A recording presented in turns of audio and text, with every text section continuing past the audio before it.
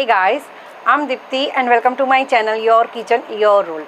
In today's episode, we are going to make super moist wheat flour chocolate cake in kadai. Wheat flour and cocoa both are dry in texture, but making a super moist chocolate cake out of that is no more difficult now, and that's without egg. If you don't have oven, no problem.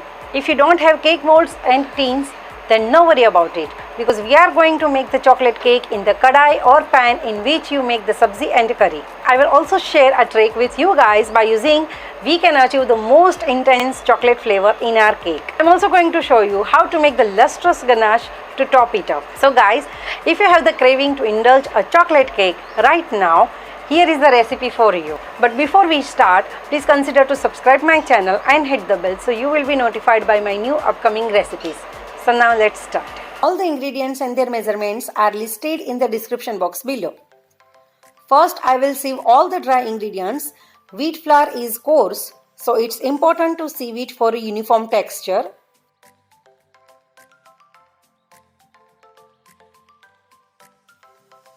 Baking powder and baking soda. Now sieve everything. I always use whisk because I feel it kinda incorporating a little bit of air to it. Now discard the big granules of grain. Now I am adding powdered sugar. This is just the white granulated sugar which I have powdered in a mixie jar at home. I am also going to sieve it to separate the smooth powder out of it.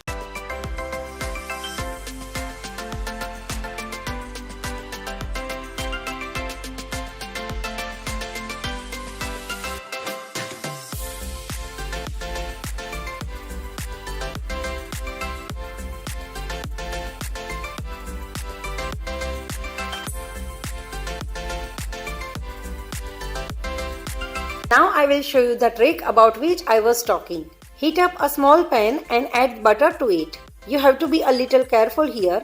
As you can see, I have kept the flame on low because we are slowly melting the butter here. If the flame is high, the butter might burn and then it will be useless. And we don't want that. Continuously stir the butter so that it can't burn. When the butter gets melt and slightly warm, add cocoa powder to it.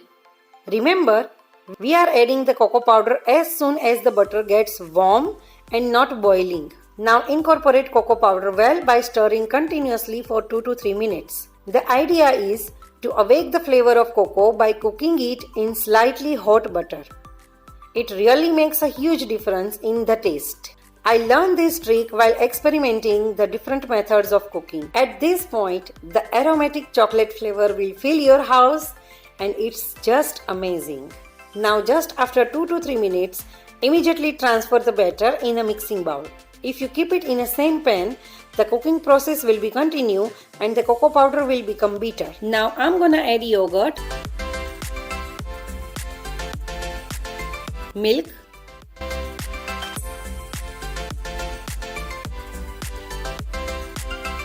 vanilla and mix everything together.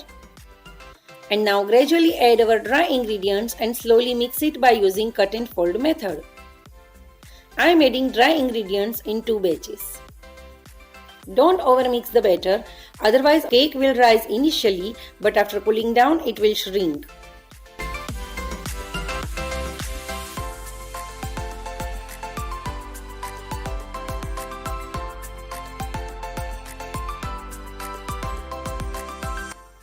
Now check the consistency. It should be like this. If your wheat flour absorbs more liquid and the batter gets thick, you can definitely add little bit of milk and adjust the consistency. It happens because the absorptions of liquid is different in different type of wheat. Our batter is ready to go into the pan. Let me show you which kind of pan we can use. While choosing a pan, make sure that it must be heavy bottom. If your pan is not thick enough, there are high chances that the cake might burn from the bottom.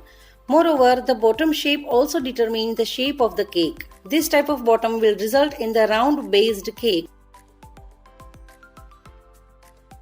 So I prefer a flat bottom pan like this.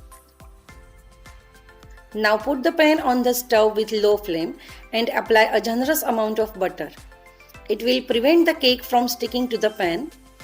Apply butter on the sides also because our cake will rise a lot and it should not stick from the sides as well. Now pour the batter into the pan and make the surface smooth.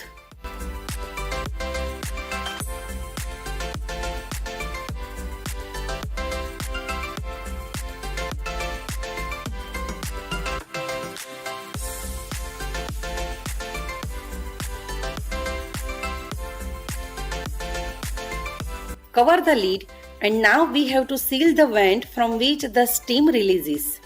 I am using a bird which has wooden stick.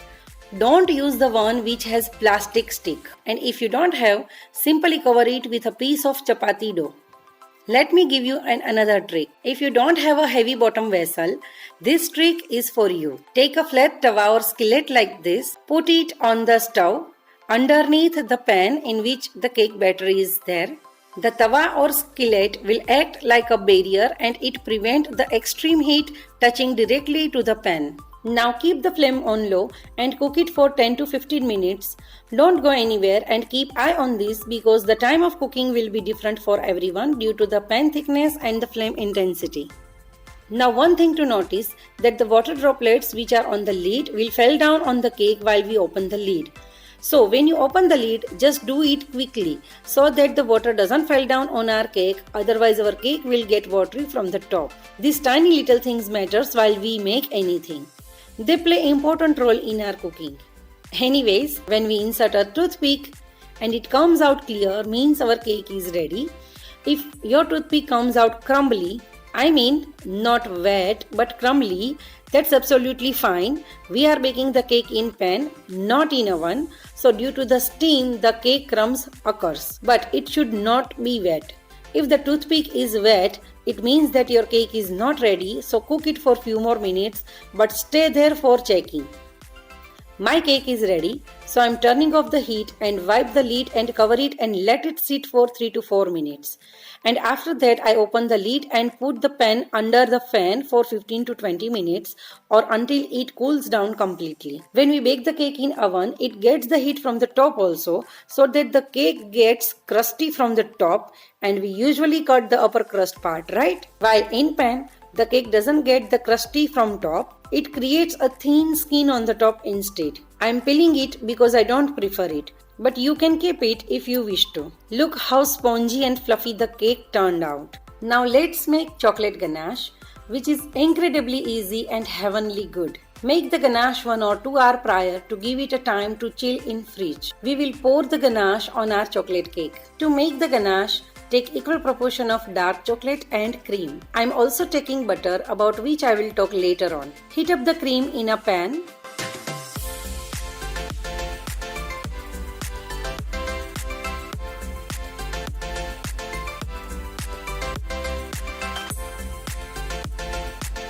We don't want to bring the cream at boiling point.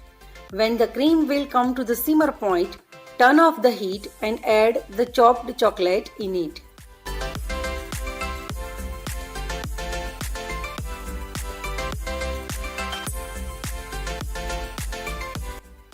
Keep it aside for a few minutes.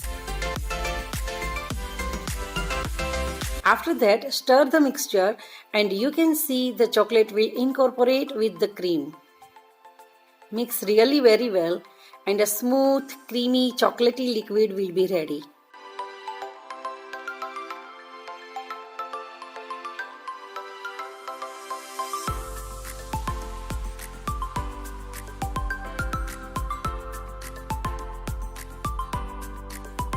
At this point, the ganache is already shiny, but I am adding 2 tablespoons of butter just to increase the flavor, and the butter will also give a shiny appearance to it.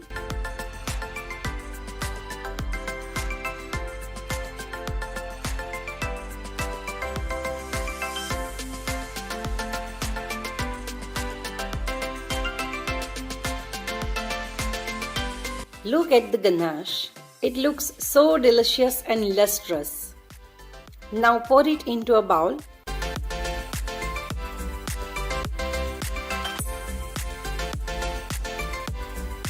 I am keeping the bowl into the fridge for 1 or 2 hours so our ganache will be thickened a bit. Now moving to our cake, now it's time to feed our cake. Normally people spread sugar syrup on the top to keep the cake moist, but I am using coffee. Yes, it's the same coffee which we make at home. It's at room temperature, it's not too cold or not too hot. Coffee and chocolate goes very well and I personally like this combination.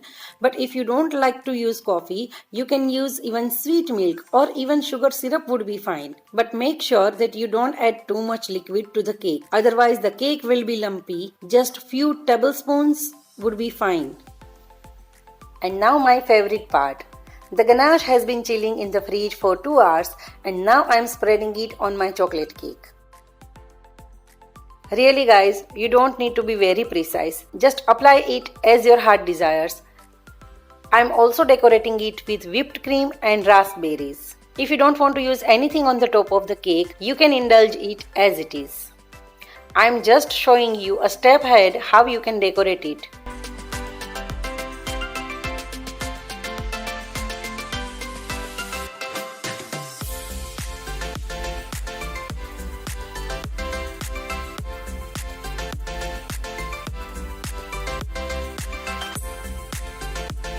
I will recommend you to put the cake in the fridge for 1 hour so that everything sets down and you can easily cut the slice. The cake is super moist and fragile, so if you can't slice it right now, keep it in the fridge and after that it will be easily sliced out. Right now I am going to slice it and look at that, how moist and delicious it looks. And believe or not, it's wheat flour cake which is done in pan. Do try this recipe at home and share your experiences with me. I will see you soon with another great recipe next week. Till then, bye.